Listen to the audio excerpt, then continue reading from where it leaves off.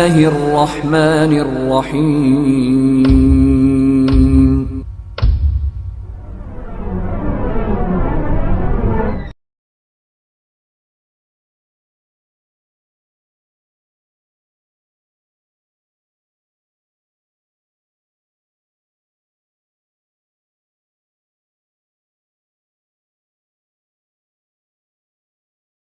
रब्बिल वल आक़िबतु लिल मुत्तक़ीन वस्सलातु वस्सलामु अला सय्यदिल अंबिया वल मुरसलीन व अला आलिहि व अस्हाबिहि अजमईन, अम्मा बाद। अऊज़ु बिल्लाहि मिनश शैतानिर रजीम। बिस्मिल्लाहिर रहमानिर रहीम।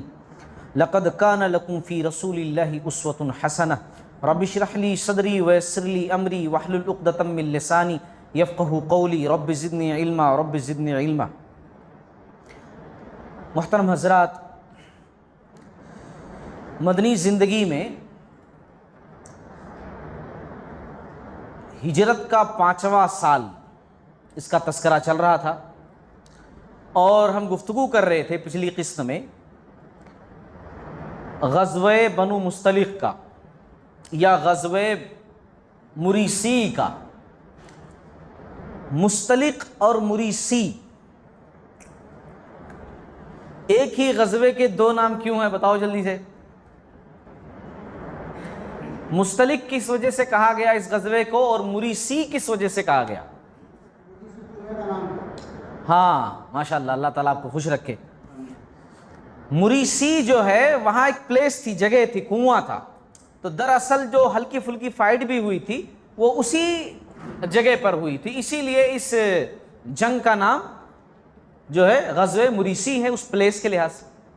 और जिस कबीले से हुई थी उस कबीले का नाम बनु मुस्तलिक़ है, तो इसलिए जो है इस ग़ज़वे का दो नाम है। कबीले के लिहाज से बनु मुस्तलिक़, ग़ज़वे बनु मुस्तलिक़, और प्लेस के लिहाज से ग़ज़वे मुरीसी। ये शाबान सन 5 हिजरी में ये लड़ाई हुई है। इस लड़ाई का तस्करा मैंने पिछली किस्त में कर दिया। रसूलुल्लाह सल्लल्लाहु अलैहि वसल्लम और सहाबा जो गए वहाँ पर, और उन लोगों के बीच में हल्की फुल्की झड़प हुई, क्योंकि आप सल्लल्लाहु अलैहि वसल्लम का रोब उनके दिल में बैठ चुका था। बहुत सारे छोड़ छाड़ करके तो भाग गए, चंद लोग हल्का फुल्का मुकाबला किए, अक्सर लोग गिरफ्तार हुए। और फिर इन्हीं गिरफ्तार शुदा लोगों में ये बनु मुस्तलिक़ जो सरदार हारिस था, उनकी बेटी थी जुवैरिया रज़ी अल्लाह ताला अन्हा, जो बाद में उम्महातुल मोमिनीन बनी। ये भी जो है कैद हुई थी इसी ग़ज़वे के अंदर।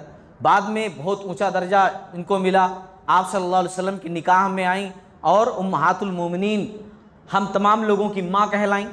इतना बड़ा मकाम मिला। तो बहरहाल मैं तस्करा ये कर रहा था कि इस ग़ज़वे की ख़ास बात यह है कि इस ग़ज़वे में, इस लड़ाई में मुनाफ़िकीन की बहुत बड़ी तादाद शरीक हुई। अब हल्का सा मुनाफिकों का तस्करा कर लेते हैं और फिर उसके बाद बात को आगे बढ़ाते हैं।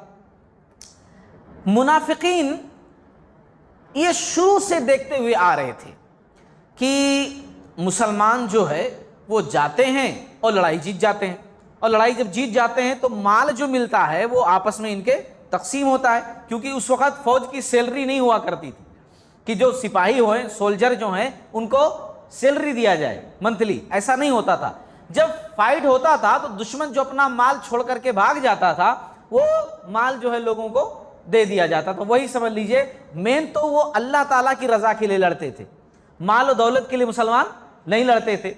लेकिन चूंकि जाहिर सी बात है कि अपने घोड़े के साथ, अपने हथियार के साथ अपनी जान का नजराना पेश करने के लिए गए हैं, तो जाहिर सी बात है दुनिया की जिंदगी गुजारने के लिए कुछ तो होना चाहिए ना। आदमी सिर्फ हवा पी करके तो नहीं रह सकता है कि बस बगैर खाए पिए यूं ही रह सकता है। तो इसीलिए जो है माले गनीमत में से दे दिया जाता था। अच्छा, ये लोग देख रहे थे मुनाफिकीन, तो ये लोग सोचे कि बड़ा अच्छा मौका है, मुसलमान फार्म में है ही हैं, जहाँ जाते हैं जीत कर आते हैं, हम लोग भी इस बार चलते हैं। हालांकि इससे पहले कभी नहीं गए, जंगे उहुद में जाने की नौबत आई थी, मगर बहाना बनाकर रास्ते से ही भाग आए थे ये लोग, इन लोगों का पूरा ग्रुप। लेकिन अब की बार ये लोग मन बनाए कि नहीं, जाना है। अच्छा, एक वजह और थी इन लोगों की जाने की। ये लोग समझ चुके थे कि अगर हम मुसलमानों का ऐसा खुलकर के मुखालिफत करेंगे तो नहीं जीत पाएंगे, कुछ काम नहीं बनेगा। इनके बीच में रहकर इनको लड़ाया जाए, इनके बीच में रहकर तफरका डाला जाए। तभी काम बन सकता है हम लोगों का, क्योंकि अगर हम डायरेक्ट इनके मुखालिफत करेंगे तो फिर हमारी कोई नहीं सुनेगा। हम रह करके शैतानी हरकत करेंगे तो काम बन सकता है। चुनाचे ये लोग इस बेस पर गए, बहुत सारे मुनाफिकीन।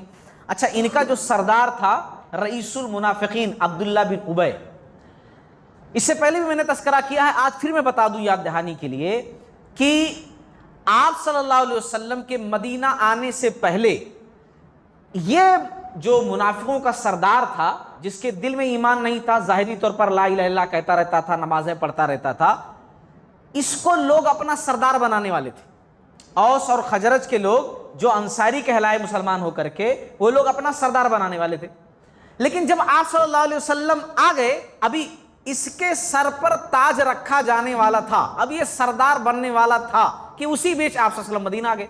अब जब नबी मदीना आ गए तो इसको कोई पूछेगा, जाहिर सी बात है, नबी के आने के बाद नबी के आने की चर्चा, नबी की बात सुनना, नबी के साथ रहना, नबी के साथ काम करना, नबी की हर बात को फॉलो करना, मुसलमान इसी में जुट गए, इसको सब भूल गए।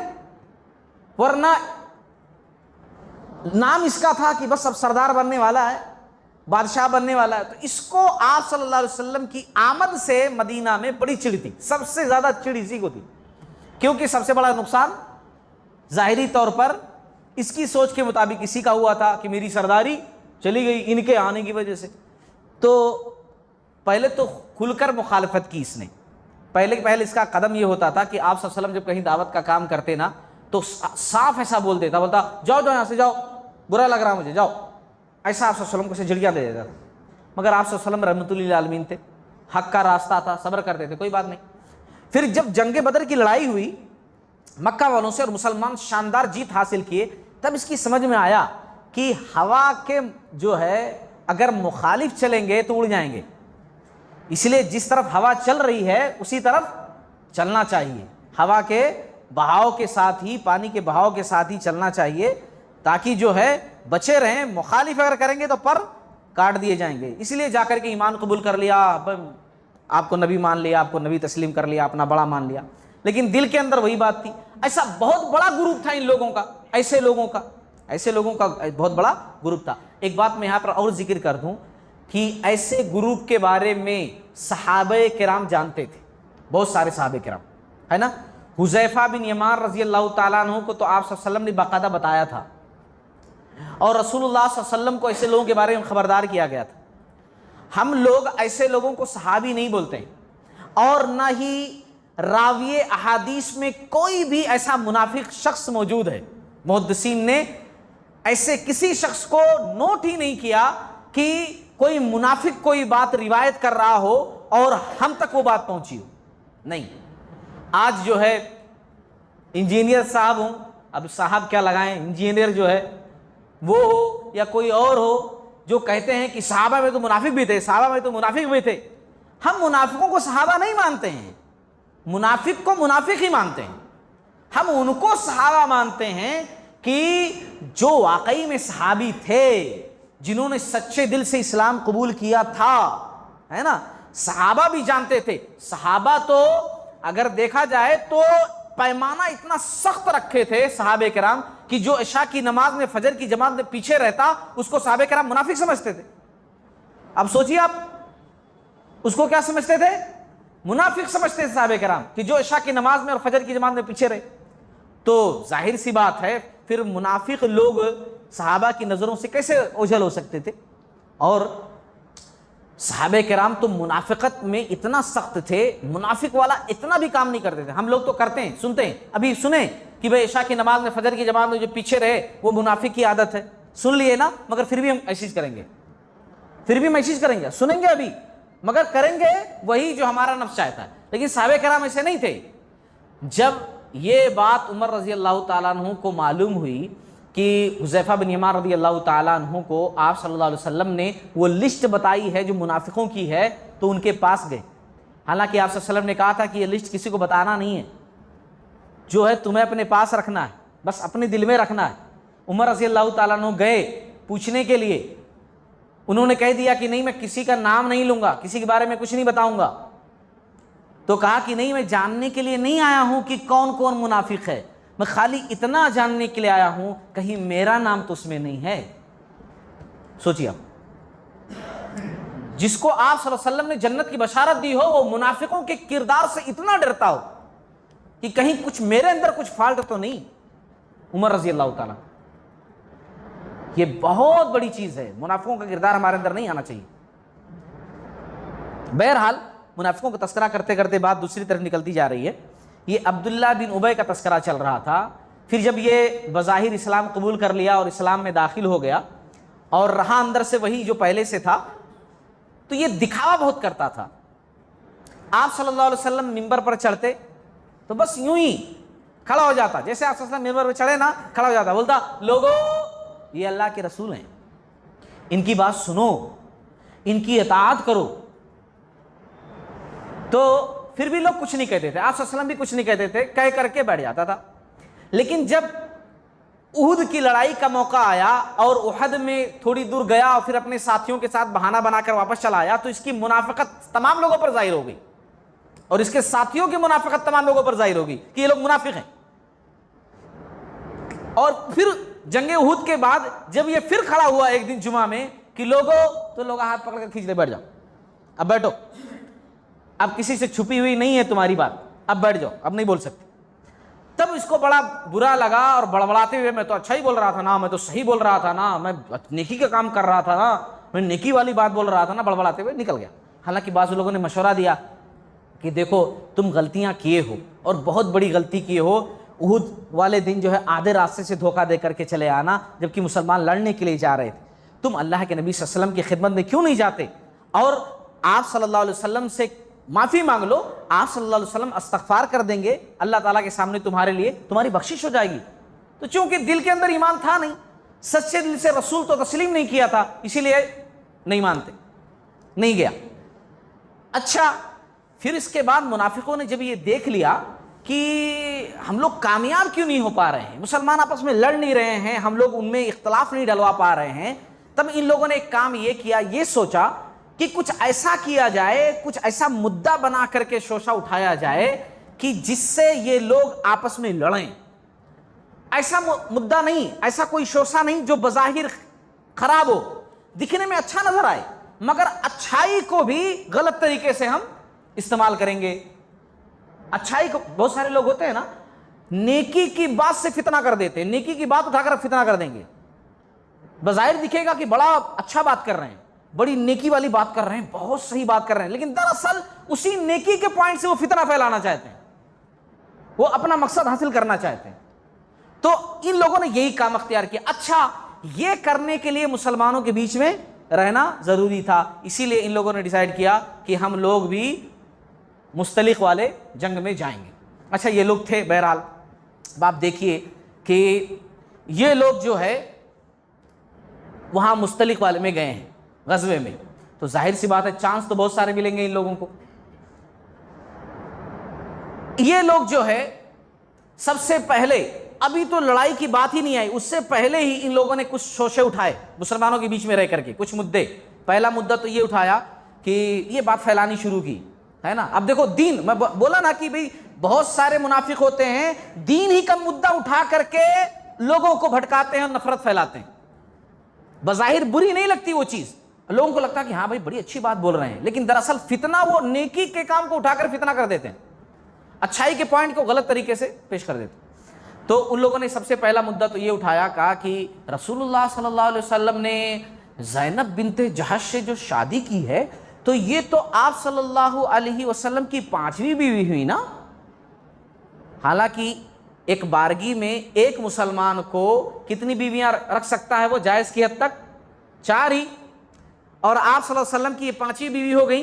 काउंट करो, यानी जितनी बाहयात थी उसकी, अम्मा आयशा रदी अल्लाह ताला अन्हा एक, हफ्सा रदी अल्लाह ताला अन्हा एक, और ज़ैनब बिन्ते खुज़ैमा रज़ी अल्लाह ताला अन्हा, और उम्मे सलमा रज़ी अल्लाह ताला अन्हा, 4 हो गई।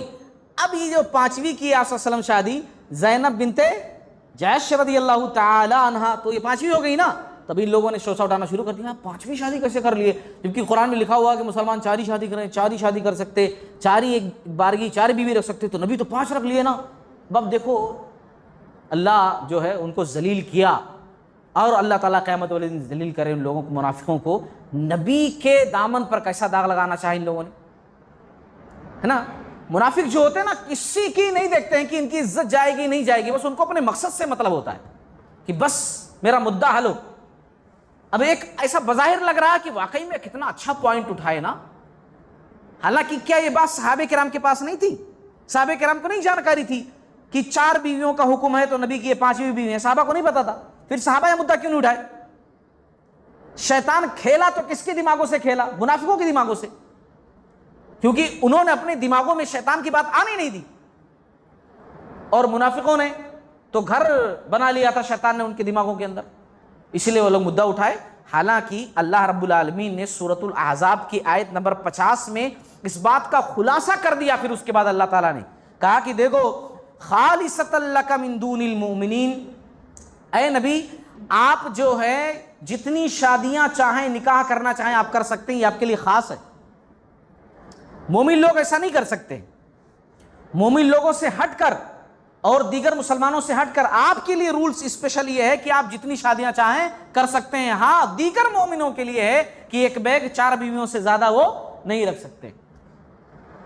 तो ये मुद्दा जब कुरान का नुज़ूल हो गया तो ये मुद्दा तो खत्म हो गया उन लोगों के पास। तो फिर दूसरा मुद्दा उठाए वो लोग। दूसरा मुद्दा क्या उठाए?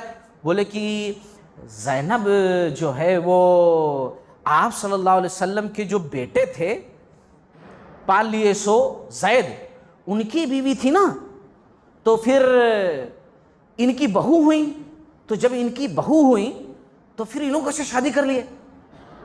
हालांकि देखा जाए तो ज़ैद रज़ी अल्लाह ताला अन्हु आप सल्लल्लाहु अलैहि वसल्लम के सगे बेटे नहीं थे ना, और फिर अल्लाह रब्बुल आलमीन ने हुक्म नाजिल कर दिया कि लयपालक बेटा होता, सगा बेटा नहीं होता है, सगे बेटे के हुक्म में नहीं होता है, और ये सगी बहू नहीं होती।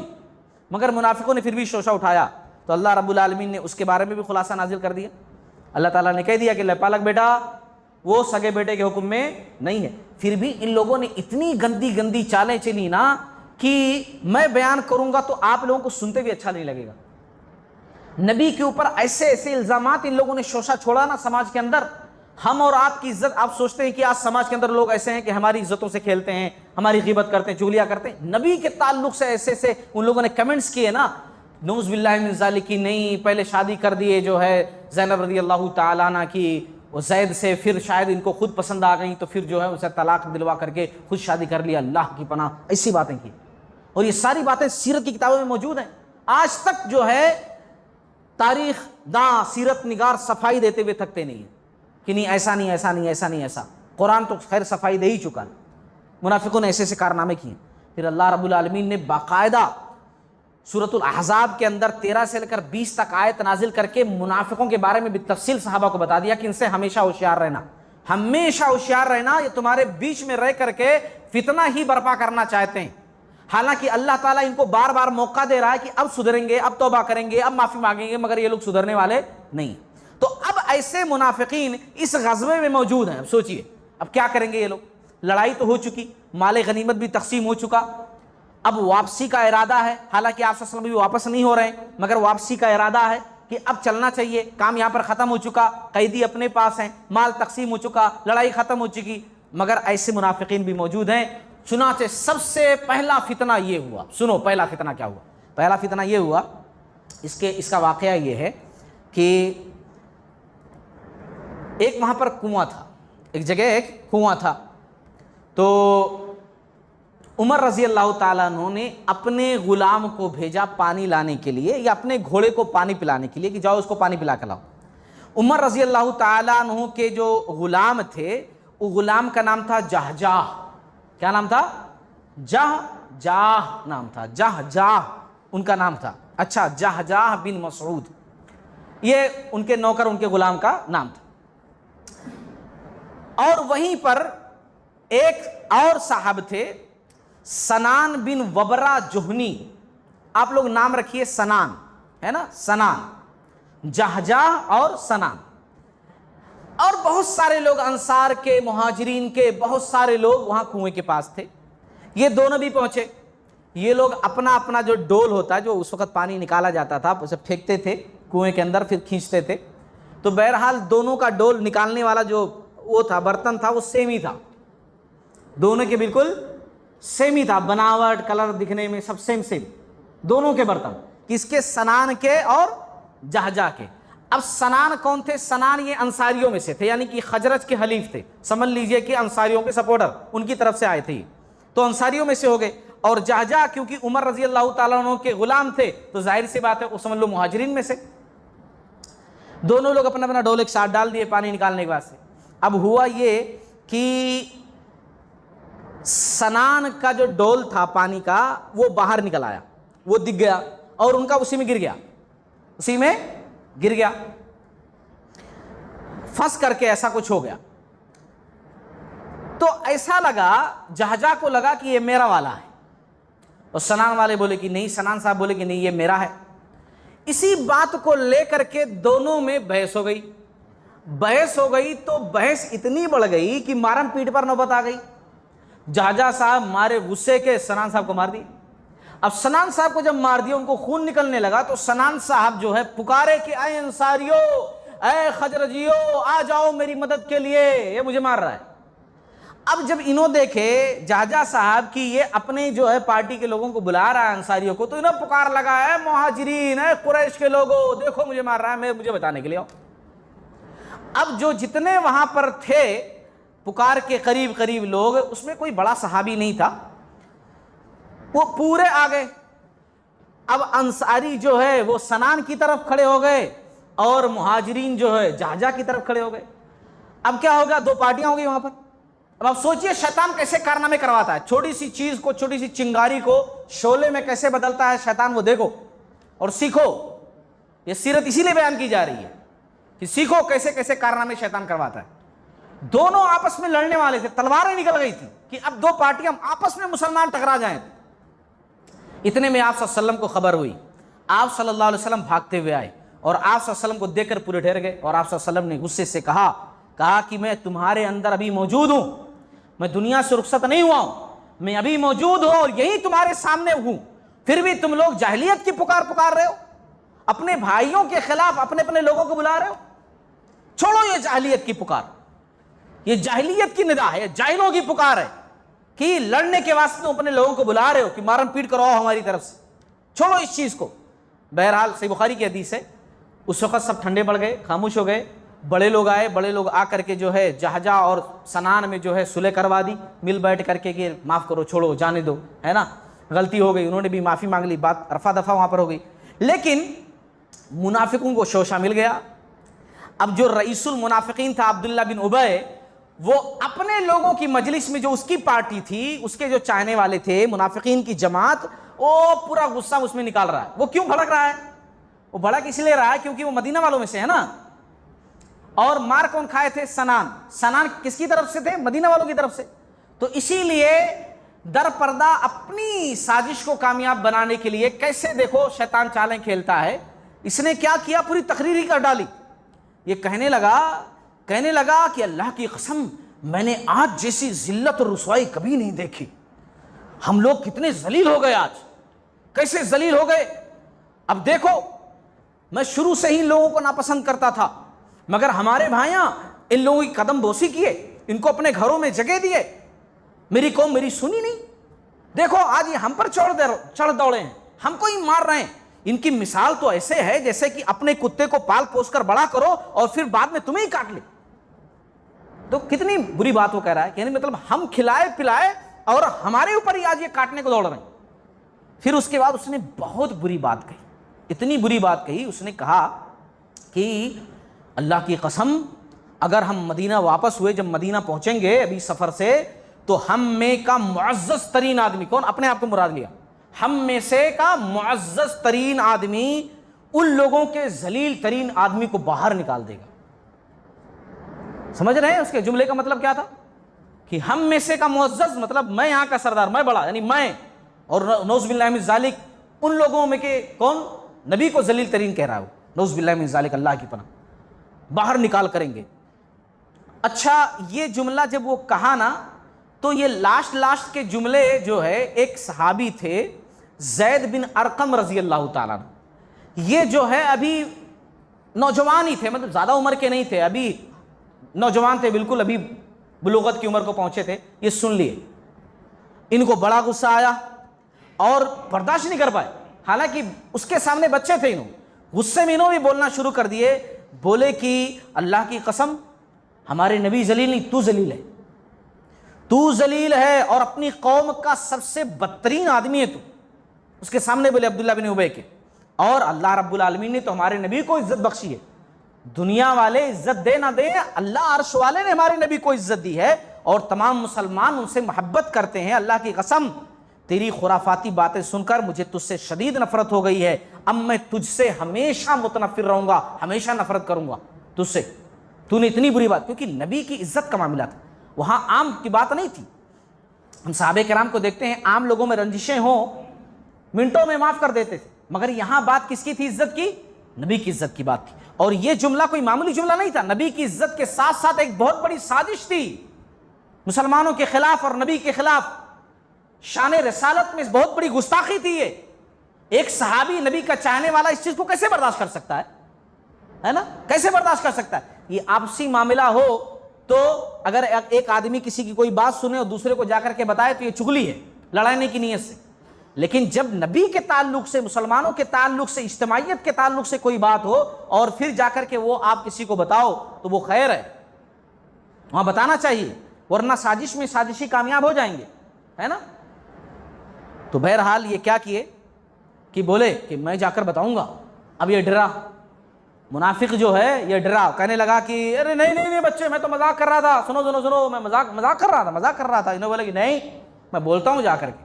ये गए, ज़ैद रज़ी अल्लाह ताला अन्हु अपने चाचा साद बिन उबादा, इनके चाचा थे, जाकर के बोले कि रसूलुल्लाह सल्लल्लाहु अलैहि वसल्लम के ताल्लुक से वो ऐसे ऐसे बोल रहा था, मैं सुना हूं। इन्हों जाकर के आप सल्लल्लाहु अलैहि वसल्लम को बताए। आप सल्लल्लाहु अलैहि वसल्लम ने फौरन नहीं मान लिया। आप सल्लल्लाहु अलैहि वसल्लम ने फिर ज़ैद को बुलाया, ज़ैद बिन अरकम को, और फिर से अपने कानों सुना, कहा कि तुम सुने हो, तुम मतलब सुने हो वाकई में? तो उन्होंने बोले कि हाँ अल्लाह के नबी सल्लल्लाहु अलैहि वसल्लम, मैं सुना हूँ, ऐसा बोल रहा था आपके खिलाफ और मुसलमानों के खिलाफ, मुहाजिरीन के खिलाफ, ऐसी ऐसी बातें कर रहा था, वो ऐसी ऐसी साजिशें कर रहा था। तो उमर रजी अल्लाह ताला अन्हु वहीं बैठे हुए थे, तो फौरन गुस्से में आ गए, बोले कि या रसूलुल्लाह सल्लल्लाहु अलैहि वसल्लम, बस इजाज़त दीजिए, हुक्म दीजिए, गर्दन मुड़ा देते हैं इसकी। तो आप सल्लल्लाहु अलैहि वसल्लम ने कहा कि नहीं उमर, ठहरो, लोग क्या कहेंगे, मुनासिब नहीं है, लोग कहेंगे कि मोहम्मद सल्लल्लाहु अलैहि वसल्लम अपने साथियों को ही कत्ल करवा रहा है। क्योंकि लोगों को यही लगेगा ना, जो वहां मौजूद हैं, जो दूसरे लोग जिनकी दूर से निगाहें मुसलमानों के ऊपर है, मुस्लिम कौम पर हैं, वो लोग क्या कहेंगे? उनको सारी बातों की इत्तला थोड़ी मिलेगी, उनको ये इत्तला मिलेगी कि नबी सल्लल्लाहु अलैहि वसल्लम के हुक्म पर एक मुसलमान की गर्दन उड़ाई गई। लोगों को थोड़ी पता चलेगा कि उस मुसलमान ने, वो मुसलमान नहीं था, मुनाफिक था, उसने क्या हरकत की थी, ये पता नहीं चलेगा ना। दूर रहकर लोगों को पता नहीं चलता है, इसीलिए कहते हैं कि करीब रहना चाहिए, दूर नहीं रहना चाहिए। बहरहाल आप सल्लल्लाहु अलैहि वसल्लम को जब इस बात की इत्तला मिल गई, और इस बात की इत्तला कि आप सल्लल्लाहु अलैहि वसल्लम को इस चीज़ की जानकारी हो चुकी है, अब्दुल्ला बिन उबई को भी हो गई और भी कुछ सहाबे किराम को हो गई। तो जो है उबादा बिन साबित एक सहाबी हैं रज़ी अल्लाह ताला अन्हु, वो अब्दुल्ला बिन उबई के पास गए और बोले कि देखो, अगर तुमसे वाकई में गलती हुई है तो अभी भी वक्त है, नबी के पास जाओ, अपनी गलती का एतराफ़ कर लो, माफ़ी मांग लो, नबी तुम्हारे लिए इस्तग़फ़ार कर देंगे, माफ़ी तुमको मिल जाएगी, नबी इस्तग़फ़ार कर देंगे, माफ़ी तुमको मिल जाएगी, ऐसा तुम कर लो। मगर चूंकि वो मुनाफिक था, इस चीज़ को एक्सेप्ट नहीं किया। हालांकि उन्होंने कहा कि अगर तुम इधर उधर की झूठ बोलने की कोशिश करोगे कि नहीं मैं नहीं बोला, कसम वसम खा करके तुम झूठ बोलने की फिराने की कोशिश किए, तो नबी के ऊपर आयत नाजिल हो जाती, अल्लाह ताला खबरदार कर देते। ये बात जान लो। उन्होंने समझाए मगर ये माना नहीं। बहरहाल आप सल्लल्लाहु अलैहि वसल्लम ने फिलफोर एक कदम उठाया। अब सुनो, ये देखो सीरत से हमको क्या पता चल रहा है। आप सल्लल्लाहु अलैहि वसल्लम नहीं चाहते थे कि ये बात तमाम लोगों में गर्दिश करे, है ना, बात फैले, इधर की उधर, उधर की इधर। हमारे पास बुराइयां बड़ी जल्दी फैल जाती, फैलाने वाले लोग भी रहते हैं कि फैलाओ, उनको कोई काम धंधा नहीं रहता, बस ये कोई साहब कोई बात बोले तो ले जाकर लगाओ, बस लड़ाओ, ये करो वो करो। आप सल्लल्लाहु अलैहि वसल्लम नहीं, इतनी बड़ी बात हो गई, मगर आप सल्लल्लाहु अलैहि वसल्लम नहीं चाहते थे सहाबे किराम के दरमियान इस चीज पर गुफ्तगू हो, ये चर्चा हो कि ऐसा किया गया और ऐसा हुआ तो फलां साहब ऐसा बोले, ऐसा ये गलत चीज है। आप सल्लल्लाहु अलैहि वसल्लम बिल्कुल नहीं चाहते। आप सल्लल्लाहु अलैहि वसल्लम ने फौरन हुक्म दिया, कहा कि फिलफौर मैं तो चाहता नहीं था कि अभी हम कुछ करें, लेकिन इसी वक्त निकलो, सबको ऐलान कर दो कि हम लोग यहाँ से निकल रहे हैं। जल्दी जल्दी सब बोरिया बिस्तर लपेटे, सामान लपेटे, उसके बाद निकले। हालांकि बहुत सारे सहाबा किराम पूछे कि या रसूलुल्लाह सल्लल्लाहु अलैहि वसल्लम ऐसा अभी सूरज निकला है, आप इस वक्त तो सफ़र नहीं करते हैं, कभी भी आप सफ़र नहीं करते हैं, फिर अचानक तो आप सल्लम कहा नहीं नहीं आज ऐसे ही चलेंगे हम, चलो निकलो। आप सल्लम चाहते थे जब सफ़र में लोग लग जाएंगे तो बातें नहीं करेंगे, अगर बैठे रहेंगे तो बातें करेंगे, और बातें करेंगे तो इधर से उधर फैलाएंगे। इसीलिए आप सल्लम नहीं चाहते थे कि लोग जो है इस बात को इशू बना लें और फैलाएं। आप सल्लल्लाहु अलैहि वसल्लम पूरा दिन चलते रहे। अब देखो काउंट करो, पूरा दिन चलते रहे। वो रुक रुक करके नमाजों के औकात आते तो उसमें पढ़ लेते, फिर नॉन स्टॉप चलते रहते। पूरा दिन चले, शाम हो गई, पूरी रात चले, पूरा दिन पूरी रात। कोई पैदल है, कोई सवारियों पर है, कोई सामान रखे हुए है कंधे पर और चल रहा है, पूरी रात चले। और फिर दूसरे दिन भी कब तक चले, जब तक कि पूरा सूरज निकल नहीं आया। आप सूरज में बिल्कुल तपिश नहीं आ गई, यानी कि जैसे हमारे पास आज कल 9-10 बजे का समय रहता है, 10-11 बजे का, उतना टाइम हो गया। तब आप सल्लम बोले एक जगह कि हाँ अब रुक जाओ। लोग इतना थक गए थे मगर कोई बोल नहीं रहा था। नबी का एहतराम देखो, नबी का एहतराम देखो कि नबी अगर ऐसा कर रहे हैं तो नबी कर रहे हैं तो कुछ मकसद के लिए कर रहे हैं। कोई बोला नहीं। रुकते ही लोगों की हालत ये हो गई, जहां जो था वो पड़ करके लेट गया। इतना पैदल चलते रहे लोग। फिर आप सल्लम चाहते भी यही थे कि लोग आते ही सो जाएं, ये इशू पर बात ना कर सकें, वक्त ही ना उनको मिले, इतना ज़्यादा थक जाएं। बहरहाल लोग सो गए। अब यहाँ आप सल्लल्लाहु अलैहि वसल्लम ने अब्दुल्ला बिन उबई को बुलाया। एक रिवायत में है कि अब्दुल्ला बिन उबई खुद आया। आप सल्लल्लाहु अलैहि वसल्लम ने पूछा उससे, क्या तुमने ऐसी बात कही है? तो अब जाहिर सी बात है मुनाफिक है, कसमें खाने लगा। अल्लाह की कसम मैंने ऐसा नहीं कहा है, अल्लाह की कसम मैंने ऐसा नहीं कहा है। वहाँ पर कुछ अंसारी लोग बैठे हुए थे, वो लोग बोले या रसूलुल्लाह सल्लल्लाहु अलैहि वसल्लम ये कसमें खाकर कह रहा है, हो सकता है कि ज़ैद अभी बच्चे हैं, कम उम्र हैं, उनसे सुनने में कुछ गलती हो गई हो, ये कुछ कह रहा होगा और उन्होंने कुछ सुन लिया होगा। तो आप सल्लल्लाहु अलैहि वसल्लम ने कहा कि हाँ मुमकिन तो है। तो आप सल्लल्लाहु अलैहि वसल्लम अब्दुल्ला बिन उबई की बात मान लिए, कहा कि हाँ हो सकता है उनसे सुनने में गलती हुई हो, एक्सेप्ट कर लिए उसके माजरत को और उसको बोले कि ठीक है तुम चले जाओ। अब बात यहीं खत्म नहीं हो गई, बात ये फैल गई कि भाई ज़ैद झूठ बोले। अब जब उसको सच्चा मान लिए तो इसका मतलब क्या हुआ कि ज़ैद झूठ बोले। अब ज़ैद रज़ी अल्लाह तआला अन्हु को बड़ा सदमा हुआ, क्योंकि उनके चाचा भी आकर डांटे कि तुम आकर के मुझे ऐसा बोले और मैं नबी को जाकर बोल दिया, और वो आकर कसमें खाकर कह रहा है कि नहीं मैं ऐसा नहीं बोला, तुम्हारी गलती है इतनी बड़ी बात फैलाने में, तुम क्या सुन लिए, क्या बोल दिए कि। अब बेचारे ये कोई गलती पर नहीं होने के बावजूद भी बेचारे ऐसा लग रहा कि पूरा जुर्म इन्होंने किया हो। अब हर कोई इनको शक की निगाह से देख रहा है कि इन्होंने ऐसी बात बोले, हर कोई इनको गौर से देख रहा है। बेचारे ये रोने लगे, अल्लाह ताला के सामने जाकर सजदे में गिर गए, या अल्लाह ताला तू ही इंसाफ करने वाला है, मैं हक पर हूं, मैं सच पर हूं, तू ही अल्लाह रब्बुल आलमीन फैसला कर, तू अपने नबी को बता, अपने नबी को इत्तला दे कि मैं हक पर हूं, मैंने सच्ची बात कही है, मैं झूठ नहीं बोला हूं, मैं कज़्ज़ाब नहीं हूं। अल्लाह ताला से दुआ की। अच्छा अब हुआ ये कि फिर उसके बाद जब लोग उठे और आप सल्लल्लाहु अलैहि वसल्लम ने फिर कहा फिल फौर चलो भाई सफ़र के लिए आगे रवाना हो जाओ। अब जब लोग निकले तो आप सल्लल्लाहु अलैहि वसल्लम ज़ैद से भी ज़्यादा बात नहीं कर रहे थे। ज़ैद रज़ी अल्लाह ताला अन्हु जो है फिर भी अपनी सवारी आप सल्लल्लाहु अलैहि वसल्लम की सवारी के बिल्कुल करीब लेकर जा रहे हैं और आप सल्लल्लाहु अलैहि वसल्लम को देख रहे हैं ना।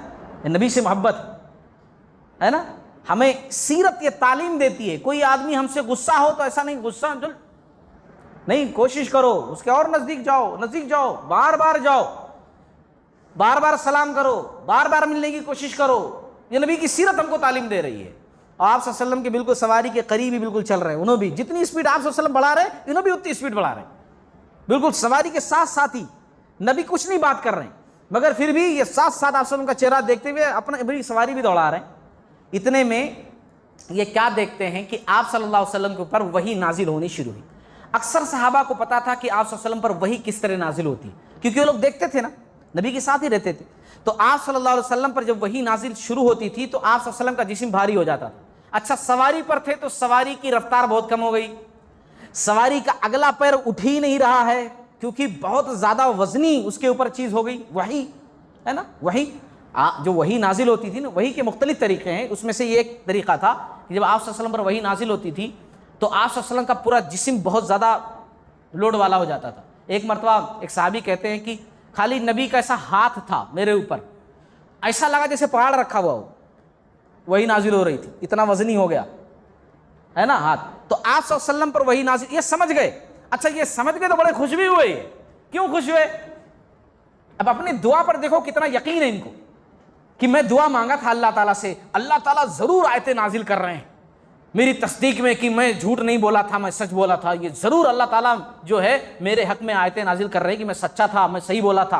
ये खुश हैं कि वही नाजिल हो रही है, अभी आयतें नाजिल होंगी और बता दिया जाएगा कि मैं सच बोला था, मैं झूठ नहीं बोला था, तो लोग जो शक में मेरे मुतालिक हैं वो खत्म हो जाएगा। बड़े खुश हैं ये।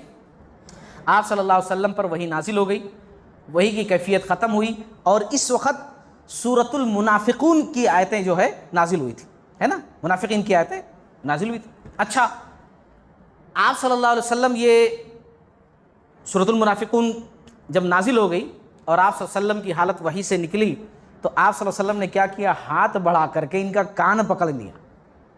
हाथ बढ़ा करके, अब सवारी पर है, नबी सल्लल्लाहु अलैहि वसल्लम भी सवारी पर, ये भी सवारी, सवारी बिल्कुल नज़दीक है और बाकी लोग पीछे। आप सल्लल्लाहु अलैहि वसल्लम ने इनका कान जो है पकड़ लिया, है ना, कान पकड़ लिया।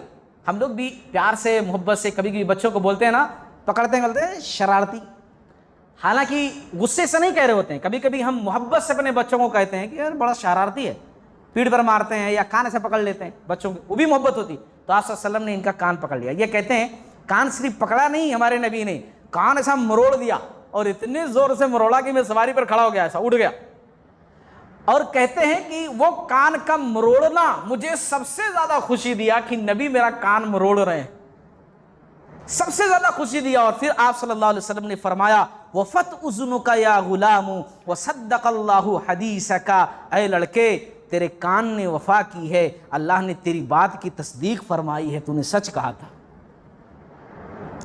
ये कहते हैं मुझे बड़ी खुशी हुई कि मेरे हक में आयतें नाजिल हो गई, मैंने सच कहा था और अल्लाह ने अपने नबी को सब कुछ खबरदार कर दिया। एक रिवायत के अंदर है कि आप सल्लल्लाहु अलैहि वसल्लम ने आयतें और लोगों को बुला करके पढ़ करके सुनाई कि जिसके अंदर ये आयतें मौजूद हैं, हुमुल्लज़ीना यक़ूलून ला तुन्फ़िक़ू अला मन इंद रसूलिल्लाहि हत्ता यनफ़ज़्ज़ू वलिल्लाहि ख़ज़ाइनुस समावाति वल अर्द वलाकिन्नल मुनाफ़िक़ीन ला यफ़क़हून यक़ूलून लइन रजअना इलल मदीनति लयुख़रिजन्नल अअज़्ज़ु मिनहल अज़ल्ल वलिल्लाहिल इज़्ज़तु वलिरसूलिहि वलिलमुमिनीन वलाकिन्नल मुनाफ़िक़ीन ला यअलमून।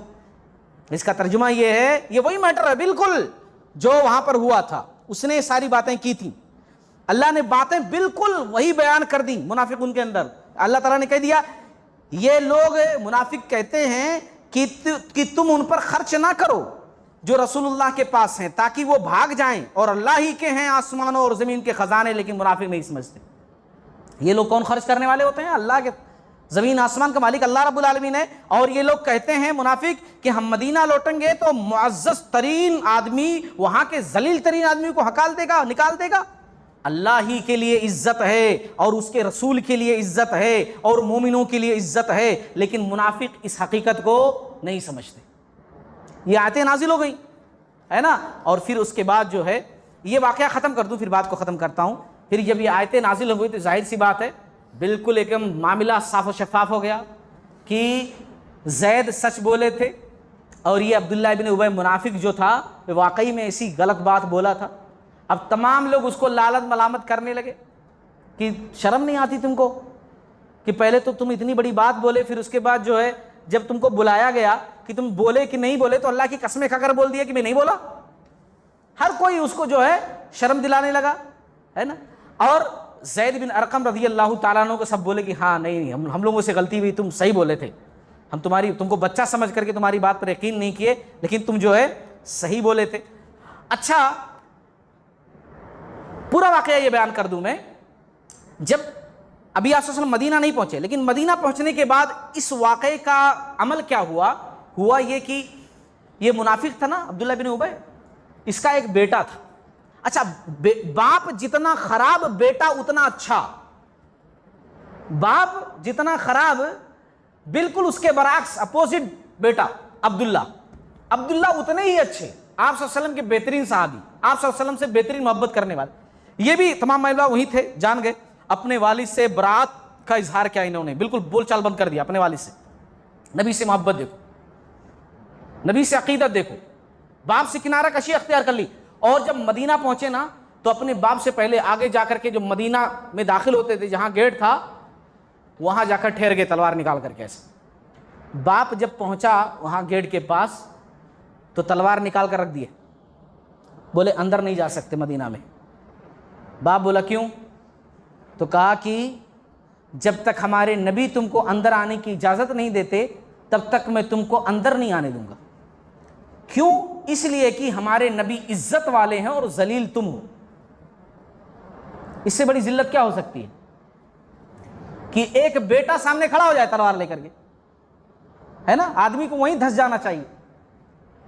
रसूलुल्लाह सल्लल्लाहु अलैहि वसल्लम ने इसको कोई सजा नहीं दी, लेकिन अल्लाह ताला ने उसको जलील करके सजा दे दी कि बेटा सामने खड़ा हो गया मुखालिफत में कि तुम गलत हो, तुमने गलत बात कही। आप सल्लल्लाहु अलैहि वसल्लम पहुंच गए और आप सल्लल्लाहु अलैहि वसल्लम ने कहा नहीं नहीं, जाने दो जाने दो। बहरहाल तब अब्दुल्ला साहब हटे, ठीक है जाओ। फिर उसके बाद आप सल्लल्लाहु अलैहि वसल्लम के पास आए और कहा या रसूलुल्लाह सल्लल्लाहु अलैहि वसल्लम, अगर इसको ख़त्म करने का इरादा आप रखते हैं तो वो मौका मुझे दीजिएगा, वो मौका मुझे दीजिएगा, मैं इसको ख़त्म करूँगा। इसने अब आप सोचिए कितनी बड़ी बात है, जहाँ दीन इस्लाम की बात हो, जहाँ अपने लोगों की बात हो, तो हम छोटी सी चीज़ बर्दाश्त नहीं कर पाते। हमारा बच्चा किसी गलत चीज़ को तलब करे तो अपने बच्चे को रोने धोने को बर्दाश्त नहीं कर पाते, वो गलत काम कर बैठते। छोटा सा केक लाकर काट लेंगे, अच्छा ठीक है उतना बड़ा कुछ नहीं करेंगे, ठीक है छोटी सी चॉकलेट की पैकेट ला करके घर में बांट लो, ठीक है भाई इतना तो कर लो, तो टूट जाते हम, क्यों? बच्चा हमारा रो रहा।